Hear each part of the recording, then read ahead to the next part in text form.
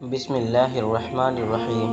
السلام علیکم ورحمۃ اللہ وبرکاتہ۔ پیارے دوستوں، حکیم لقمان کی آخری نصیحت۔ حکیم لقمان نے جب جیون کی انتم سانسیں گن رہے تھے تب وہ اپنے بیٹے کو آخری پریرنا دینا چاہتے تھے۔ اس کے لیے ایک دن انہوں نے اپنے بیٹے کو اپنے پاس بلایا۔ بیٹا جب کمرے میں آیا تو حکیم لقمان نے دھوپدان کی اور اشارہ کیا۔ اشارے کو سمجھ بیٹا دھوپدان میں سے ایک مٹھی چندن کا چورا لے آیا۔ اس کے بعد لقمان نے دوسرا اشارہ کیا۔ اشارہ سمجھ بیٹا دوسرے ہاتھ میں کچا کوئلہ لے آیا۔ لقمان حکیم نے پھر اشارہ کیا کہ دونوں کو پھینک دو۔ بیٹے نے دونوں کو پھینک دیا۔ لقمان نے بیٹے سے جاننا چاہا کہ اب اس کے ہاتھ میں کیا ہے۔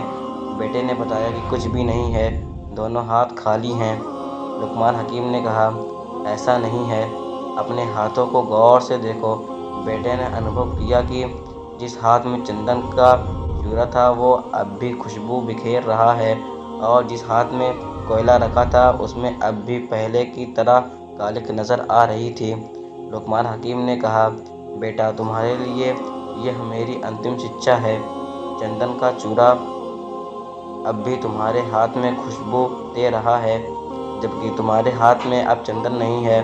کوئلے کا ٹکڑا تم نے ہاتھ میں لیا تو تمہارا ہاتھ کالا ہو گیا، اور اسے پھینک دینے کے بعد بھی ہاتھ کالا ہی ہے۔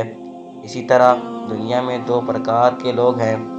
کچھ چندن کی طرح ہوتے ہیں جن کا جیون سوئم بھی خوشبومے ہوتا ہے، اور جہاں بھی وہ جاتے ہیں مہک ہی پھیلاتے ہیں۔ ایسے گنوان لوگوں کے ساتھ جب تک رہو تب تک ہمارا جیون مہکتا رہتا ہے۔ ان کا ساتھ چھوٹ جانے پر بھی وہ مہک ہمارے جیون سے جڑی رہتی ہے۔ دوسرے ایسے ہوتے ہیں جن کا ساتھ رہنے سے بھی اور ساتھ چھوٹنے پر بھی جیون کوئلے کی طرح کلوشت ہوتا ہے۔ حکیم کا بیٹا ان کا آشے سمجھ گیا۔